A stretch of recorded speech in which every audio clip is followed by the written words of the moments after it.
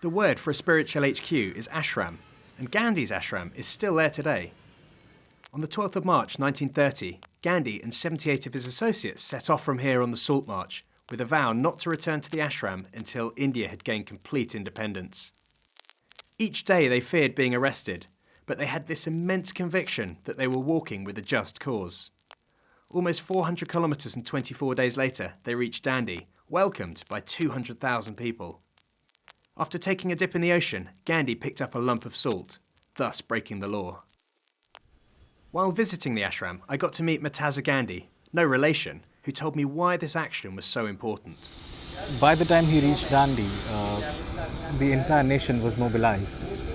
The British authorities in the beginning never really thought that this would lead into such a huge agitation. I mean, they thought it might just fizzle out. But then this long march, it laid the foundation to what we achieved in 1947.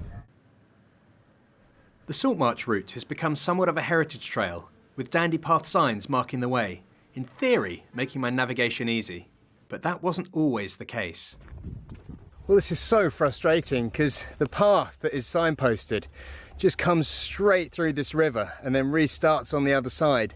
Now obviously this is the same route that Gandhi took, which is quite nice, but when he did it in March time, there would have been no river here, so it would have been just an easy walk straight through this little valley and out the other side. But clearly now, height of the monsoon season, there's no way for me to cross.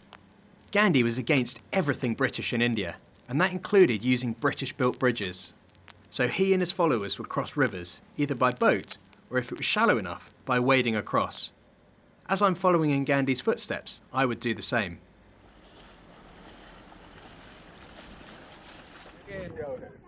Along my route, I had some amazing chance encounters, and none was more surprising than Kulin Chandra Yagnik, a 91-year-old freedom fighter who experienced Gandhi's preachings firsthand.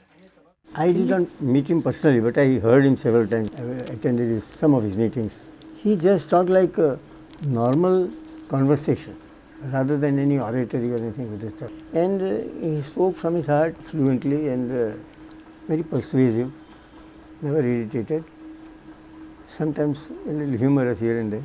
I heard most of his speeches in 44. And normally he spoke about the freedom movement and what lies next. So he said, what should we do in India now?